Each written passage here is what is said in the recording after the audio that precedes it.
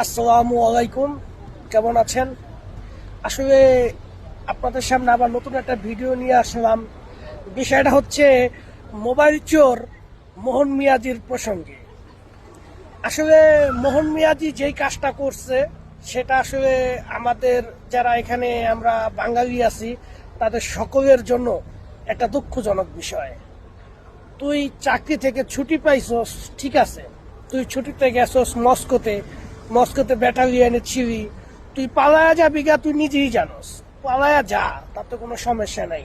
তুই এই যে ঘুমন্ত মানুষের যে দুইটা মোবাইল চুরি করে নিয়ে গেলি, এটা কি তুই কাজটা ঠিক করছস? তুই তো আমার ভিডিওটা দেখতেছস, তোর কাছে প্রশ্ন করি, তুই কি কাজটা ঠিক করছস? মোবাইলটা চুরি করে নিয়ে গিয়া তোর এই মোবাইল চুরির জন্য আমরা কতটুকু লজ্জিত হয়েছি তুই এটাকে জানোস? আর তুই নিজের দাবি করস তুই নাকি ইন্টারন্যাশনাল যোদ্ধা।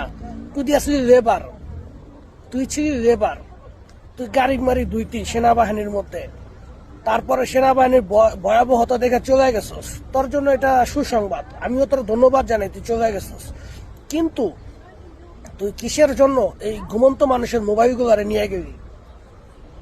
জীবনে কি টাকা পয়সা দেওয়াস নাই? না মোবাইল জীবনে দেওয়াস নাই? লজ্জা করে না ইডিয়েট?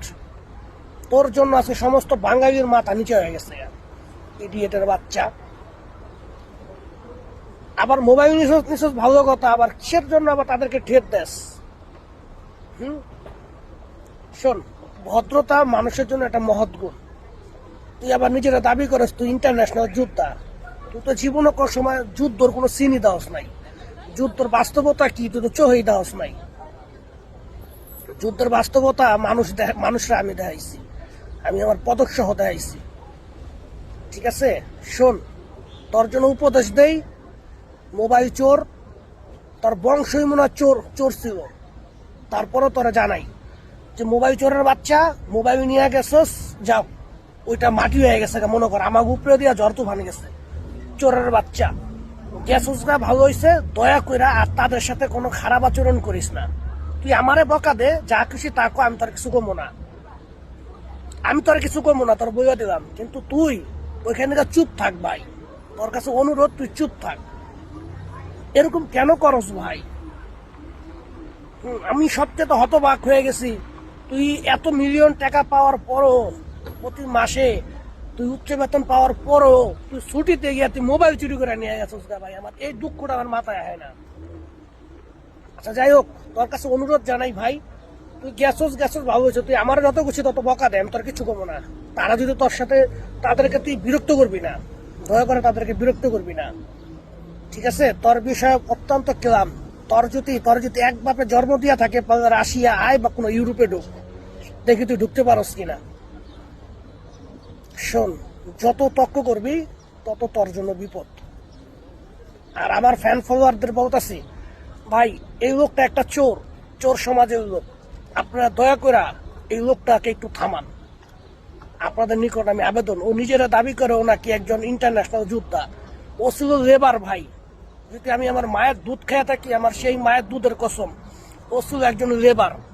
গাড়ি মারি দুইতো, আর যে যুদ্ধের যে গাড়িগুলো যে মাল ঠাল উড়ানো দরকার, খাবার দাবার, এগুলার কাজ করতো। ও যুদ্ধের কোনো অংশই পায় নাই, কিন্তু ওই দেখছে, জানছে, এই জন্য পলায় গেছে গা। কিন্তু ও নিজের ইন্টারন্যাশনাল দাবি করে, ও আসলে জিরো। আর ওর আপনি দেখেন, ওর পাউডার হয়েছে হ্যাংলা, একবারে চিকন, এর চেয়ে কুকুরের পাও মোটা, ওর চেয়ে কুকুরের পাও মোটা, আর ওর পাউডার এত চিকন। হ্যাঁ, ও কিভাবে এরকম এই যে 25 কেজি ওজনের জ্যাকেট প্রুফ, 10 কেজি ওজনের একটা রাইফেল, তারপর 4টা ম্যাগজিন, এগুলো কিভাবে রাখবো? ওর কি ক্ষমতা আছে? ওরা দেখাই তো কমান্ডার সর্বপ্রথম ওরা দিয়া দিচ্ছে লেবারের কাছে, ও শুধু একটা লেবার। যাই হোক, ওরা থামান আপনারা। আর আমার বিরুদ্ধে মিথ্যা প্রচার করতেছে, এই বিষয়ে আপনাদের কাছে বিচার দিলাম। পুরো বাঙালি জাতি যারা আমরা ভালোবাসেন, আপনাদের নিকটে বিচার দিলাম, যে মানুষ নিজের জীবনকে ভালোবাসে না, সেই মানুষ কখনো ভাই খারাপ কাজ করে না। আমি কখনো কোনো মানুষকে সেনাবাহিনীতে ঢুকানোর জন্য কখনো করি নাই, ইতিমধ্যে আপনারা জানেন। যারা আমার ফোন দেয় আমি তাদের সাথে আরো খারাপ আচরণ করি, যে ভাই সেনাবাহিনীর বাইরে কথা বল, এখানে আমি কাজে অংশগ্রহণ করাই না। যাই হোক, আপনাদের নিকট আমি বিচার দিলাম, যদি আপনারা আমাকে ভালোবেসে থাকেন, আপনারা ওরে কিছু একটু শিক্ষা দেন, ঠিক আছে ভাই? আপনাদের কাছে বিচার দিলাম।